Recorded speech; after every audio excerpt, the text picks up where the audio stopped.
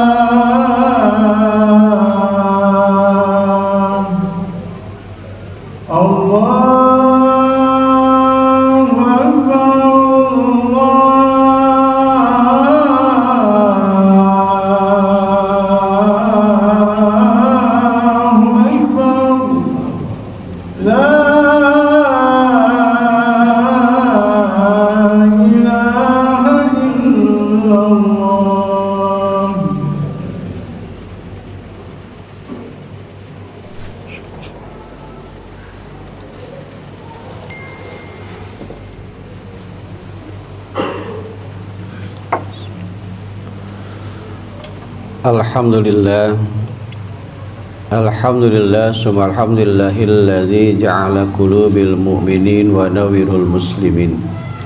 Asyhadu an la ilaha illallah iyyahu na'budu wa iyyahu nasta'in wa asyhadu anna Muhammadan 'abduhu wa rasuluhu rahmatan lil alamin.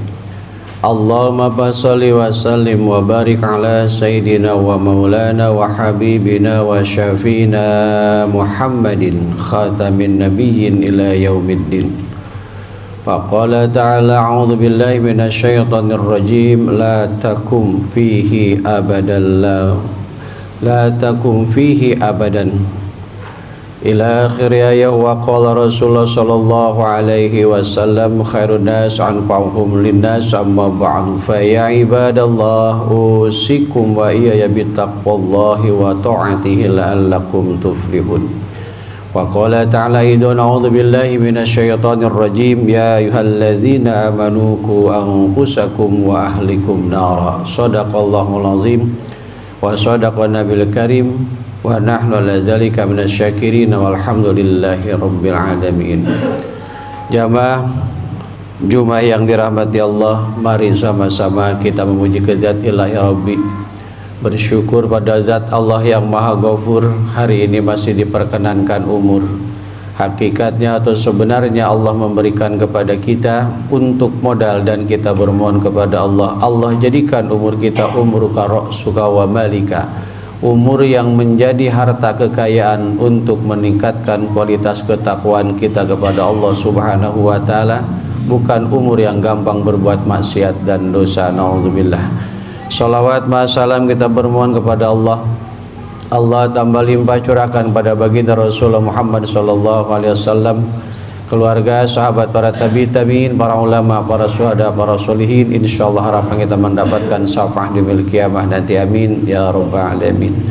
Ma'asyiral muslimin wa jumratal mu'minin jamaah Jumat rahimakumullah. Pada kesempatan ini Al-Bakir mengajak merenung sejenak dengan sebagaimana kita lihat dan kita perhatikan bangunan masjid yang amat sangat indah di muka bumi ini. Di mana-mana diperindah, luar biasa solek moleknya, luar biasa keindahannya. Tapi apakah kita merasakan kenikmatan, kenyamanan dalam zikrullah di tempat itu? Maka Al-Bakir menukil dalam kitab Sahihul Ibad, mengutip dari kitab tersebut, al-khusunu lil mu'minina minasyaitonir salasan, benteng buat orang mukmin, pagar buat orang yang beriman, dan untuk mendapatkan benteng tersebut dari bangsanya setan iblis lanatullah salasan, 3. Yang pertama, al masjidu hisnun, masjid itu benteng. Al-Bakir baca separuh ayat tadi dalam surah At-Taubah, silakan dibuka nanti dalam surah At-Taubah ayat 108, dibuka tafsir Jalalainnya, dibuka tafsir Munirnya yang memaknai tentang ayat ini. Kalimat yang disampaikan dalam Al-Quran, la takum fihi abadan, kalimatnya jangan kamu dirikan di dalamnya selama-lamanya. Karena Pak, masjid kita kalimat usisu ala taqwa, masjid itu yang didirikannya dengan takwa, berarti akan mengarahkan kita kepada kita ketika ada di dalamnya hanya mengingat Allah dan menuju keridhaan Allah. Sekarang masjid kita udah multi, ada masjid serbaguna dengan dalih lahan sudah tidak ada. Maaf, ini kalau perlu tahu juga kita nih yang diwakafkan masjid kita ini ukurannya berapa. Selebihnya daripada itu ketika melaksanakan pelebaran itu bukan masjid lagi yang lebarnya itu. Dan di situ bebas orang berbuat yang head, yang segalanya dalamnya. Ketika kita masuk, ketika ilmu fikih dan usul fikihnya kita buka, kita kadang-kadang secara nilai kelihatan hebat. Tapi ketika nilai ukhuwahnya dalam nilai persaudaraan nikmat dalam nikmatnya keilmuan, secara keilmuan ilmu fikihnya jauh, maka kita jangan heran masjid di mana-mana kita banyak. Indahnya luar biasa, tapi ujung-ujung tempat wisata masjid. Jadi bukan untuk ibadah. Karena apa? Kalimat usisa ala taqwa itu dijelaskan dalam Al-Quran. Imam Jalal menjelaskan di dalamnya, ketika masjid itu dibangunnya bukan dasar takwa, di dalamnya kita nggak betah. Apa dasar? Karena punya lahan banyak? Apa karena punya uang? Bahkan di sekitar kita ada masjid yang memang dihususkan yang parkirnya pun lewat cut. Karena untuk apa? Untuk mendapatkan hasil di dalamnya. Yang tidak punya uang seperti itu nggak bisa masuk masjid kendaraan kita. Apa seperti itu masjid? Masjid itu dibuka 24 jam.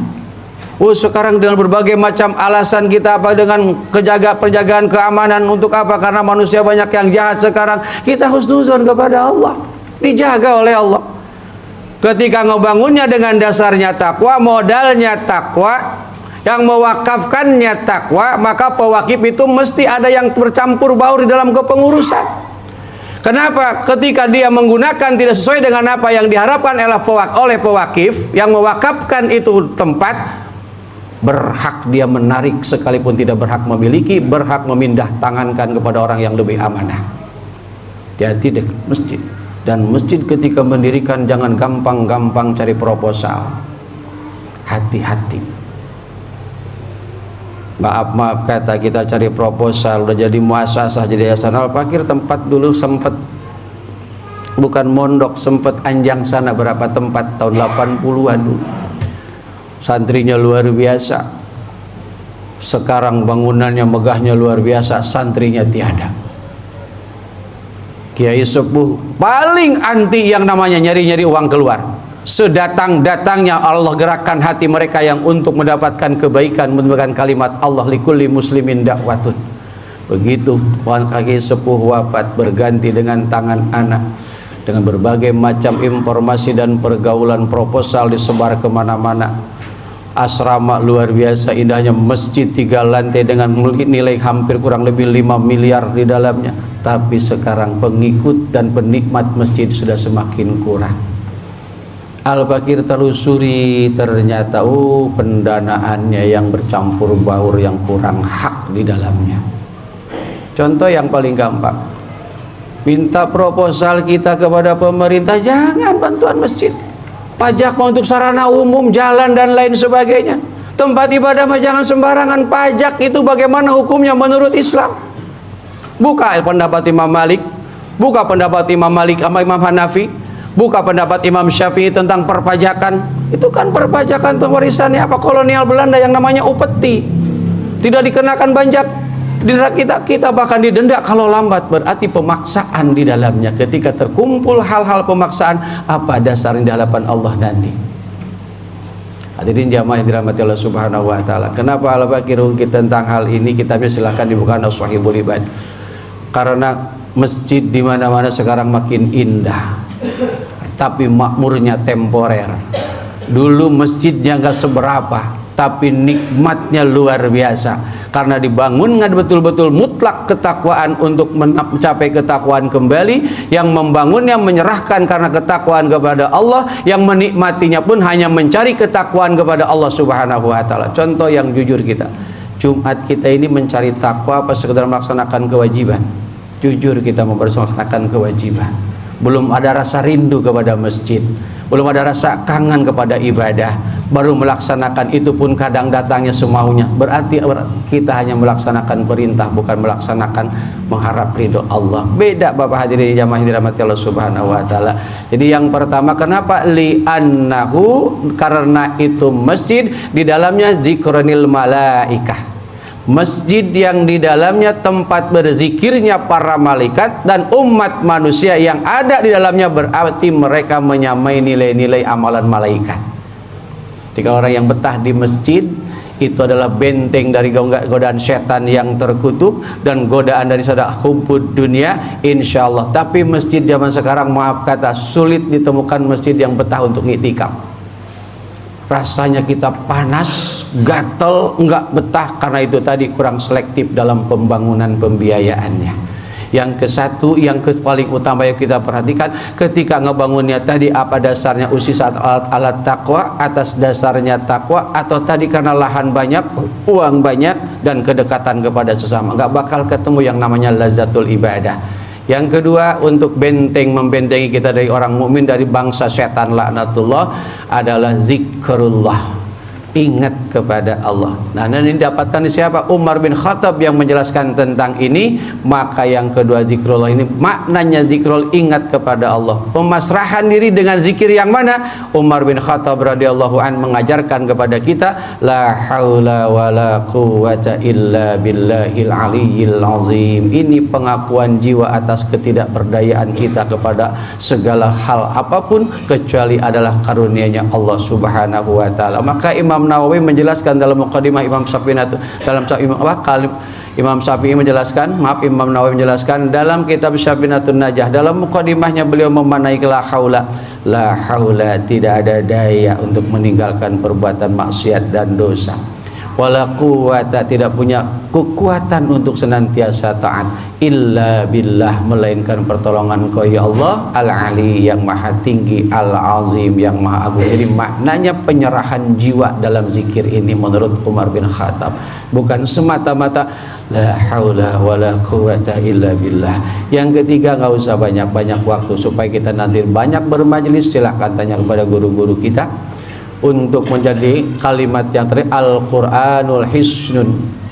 bahwa Quran adalah benteng dari bangsanya setan iblis laknatullah. Kenapa di dalamnya yang dimaktubkan di dalam tulisan Umar bin Khattab tadi, musannif menjelaskan, para hukama memaparkan dalam pendapatnya adalah kalimat dalam surah Al-Baqarah yang bernama ayat kursi, karena di dalamnya ada kalimat lahu ma bis samawati wa ma fil ardh.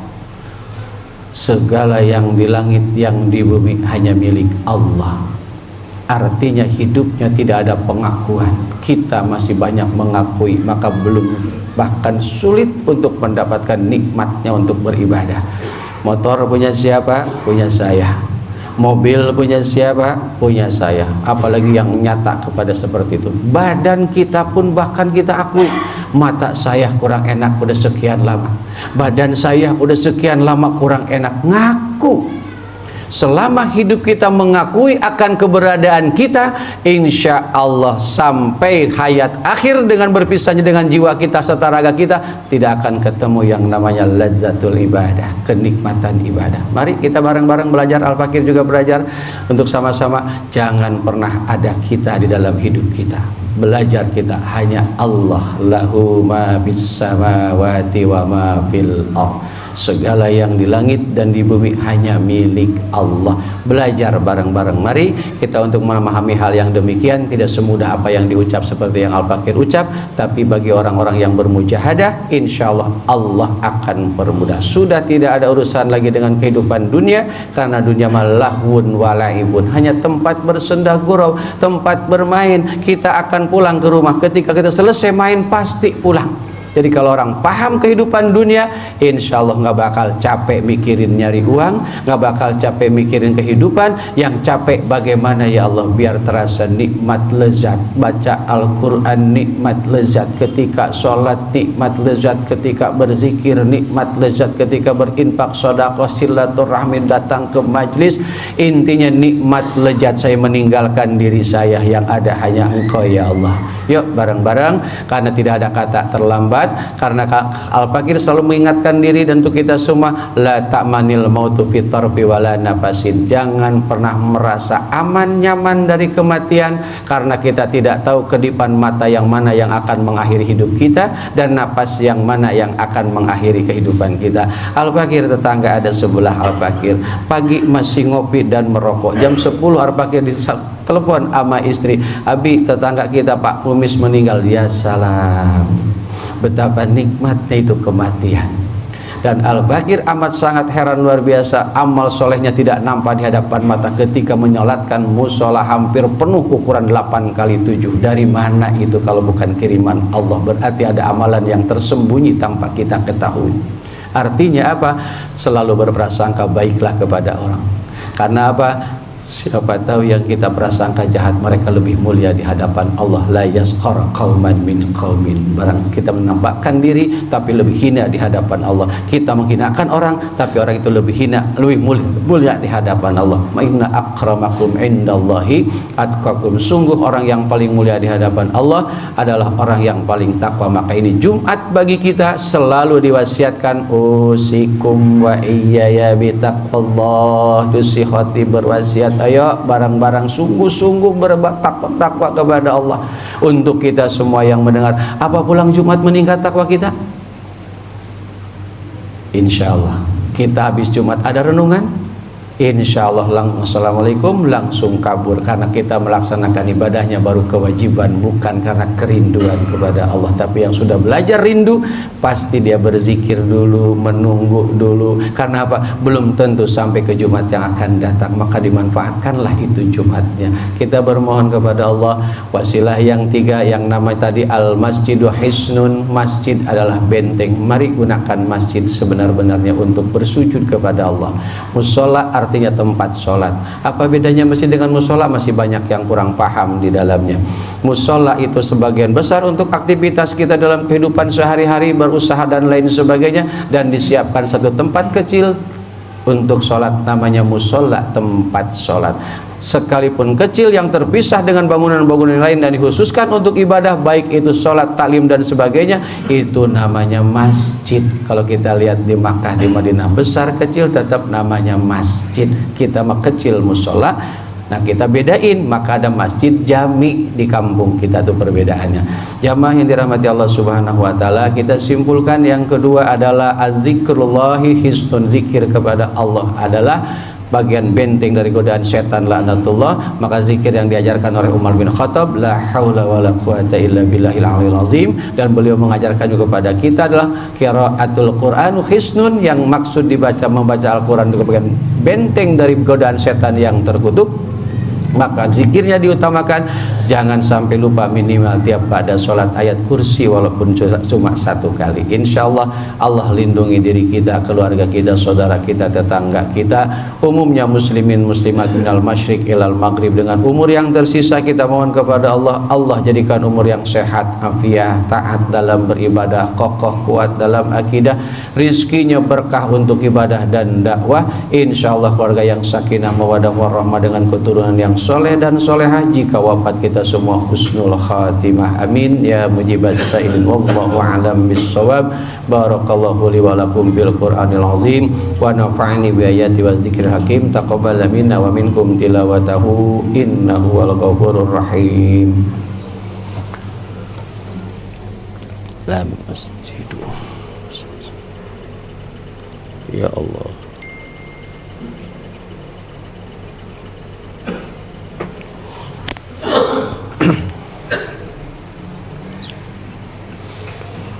Alhamdulillah, alhamdulillah, summa alhamdulillahi rabbil alamin, wa bihi nasta'inu ala umuri dunya waddin, wassalatu wassalamu asrafil anbiya'i wal mursalin Muhammadin khatamin nabiyyin ila yaumiddin, wala hawla wala quwwata illa billahil aliyyil azim.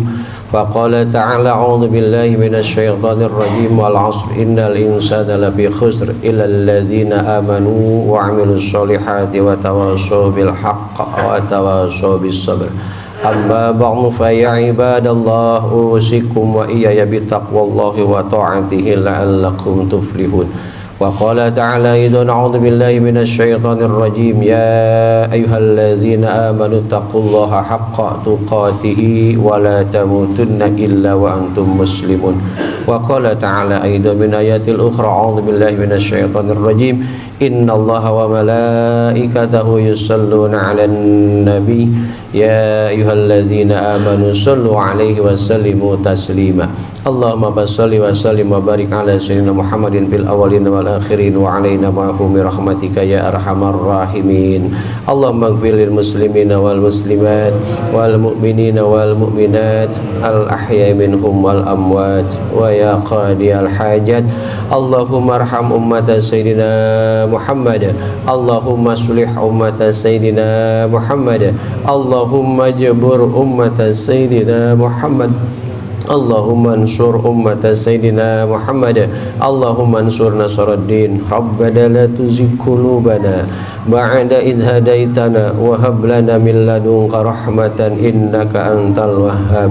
ربنا آتنا في الدنيا حسنة وفي الآخرة حسنة وقنا عذاب النار. وصلى الله على سيدنا محمد والحمد لله رب العالمين يا مجيب السائلين. عباد الله إن الله يأمر بالعدل والإحسان وإيتاء ذي القربى وينهى عن الفحشاء والمنكر والبغي يعظكم لعلكم تذكرون ولذكر الله أكبر. قم الصلاة.